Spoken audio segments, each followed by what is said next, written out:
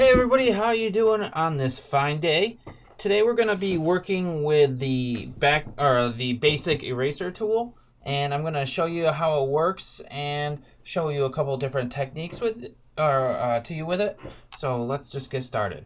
Pretty much what the Photoshop's basic eraser tool does, which is over here on the left, and it's just called the eraser tool, is it converts image pixels in a layer to transparent pixels.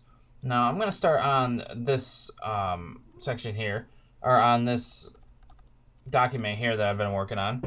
And all it is just this image here over top of a layer.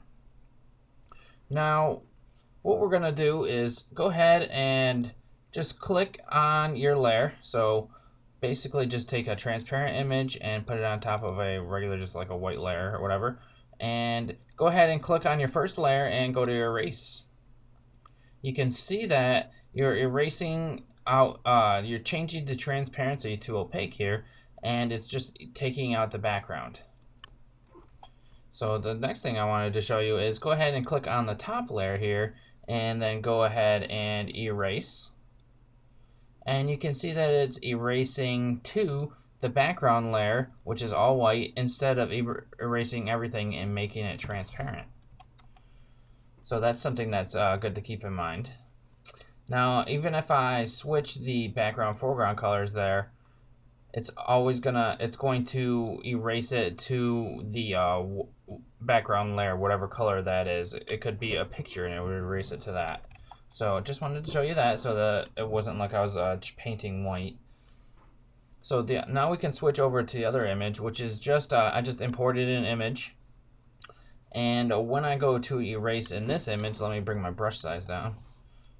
You can see that instead of erasing to a transparent background, even though there's nothing below it, it erases to white. And what it does when you have just an image like this, a flattened image, is that it'll take your active background color. So if I switch these and put blue as my background color, and I start erasing now, you can see that blue is what's getting erased into this.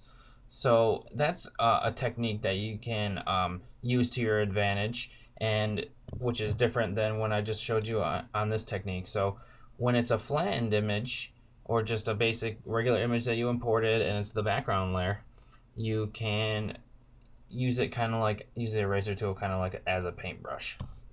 So let's go on to the next thing. Let's go over some of the stuff that we got up here in the options bar. We've got our brush size, we've got our hardness, and then we can pick the type of brush that we want.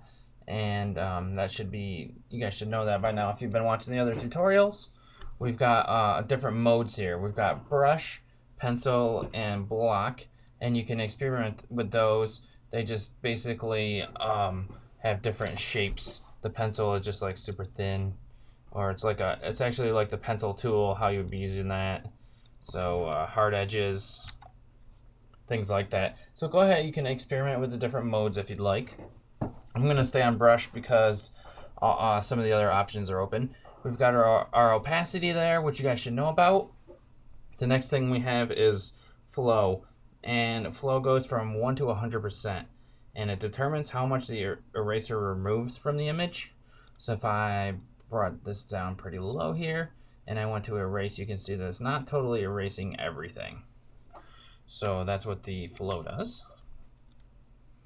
The next thing we got here is our airbrush tool, and this will, let me click on that.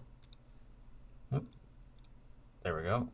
And what this is supposed to do is change the solid eraser stroke of the eraser to make it like an airbrushy kind of eraser. Sometimes when I do this, I don't see much difference. We can try it on this one over here. All right. And we'll try to make this like an airbrush one, which it is right now. And not getting really any difference here, but just keep that in mind. It may work on other brushes. I never really use it, and it does like build-up effects. So let me try switching apart, and I've never really got it to work that well, so I never really used it. We've got our erase to history checkbox here. And when you select that box, it temporarily turns the eraser into a history brush. Now, I'm not going to go over what the history brush does because I have made a tutorial about that in the past, so go ahead and check that out. Just use the search functionality in the videos, or if you're checking out this video from Bucky's room, just check out the art history brush. So that's it for the basic eraser tool, and what I wanted to show you guys. You guys can keep things that, or you guys can remove specific things that you want.